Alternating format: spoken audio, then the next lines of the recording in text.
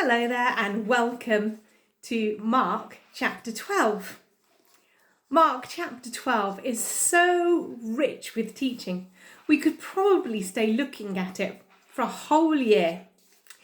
But we need to start reading it or listening to it from chapter 11, verse 27, where Jesus' authority is being questioned to understand the context, really. So I invite you to read or listen to it for yourself and then come back to me. So if we read chapter 11, verse 27 onwards, we come to understand that the first parable is all about the chief priests, the teachers of the law, and the elders. And I wonder if you have ever felt really niggled and nagged at. I wonder if you've ever felt like everybody's out to get you. Everyone's always challenging you and really getting at you. Well, this is actually what happens in the first part of chapter 12. The chief priests, the teachers of the law, and the elders are challenging him. And then they send the Herodians and the Pharisees to try and catch him out, and then the Sadducees.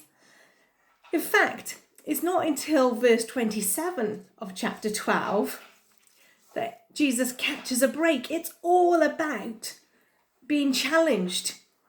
Where do you get your authority? Where do you get your authority, Jesus?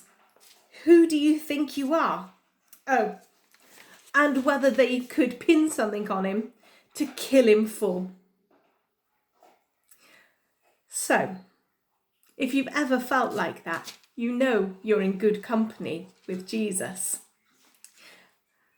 And how did Jesus stand up against all of that challenge, all of that nagging and niggling?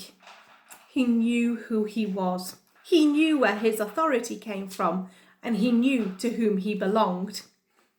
And that, I believe, will help us if we know who we belong to and whose authority we have. If you want to focus on a smaller portion of the chapter, I invite you to read simply verse 28 to 34, and then to ask, what does God want to say to you through these verses? And one way that we can do this is to read or listen to these verses a few times over and over and just pause and really cogitate on a few of those verses, and then ask God, what do you want to say to me? Why not write down any thoughts or impressions you have? Then follow that up in your small group or with a trusted person. Then maybe ask God what he wants to say to your church gathering. Go through the same process, read and reread, and really spend some time listening to God.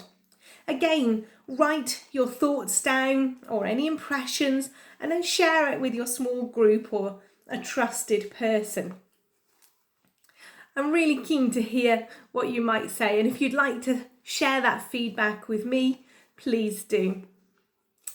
So, if you've been facing persecution and challenge, you're in good company. Remember who you belong to.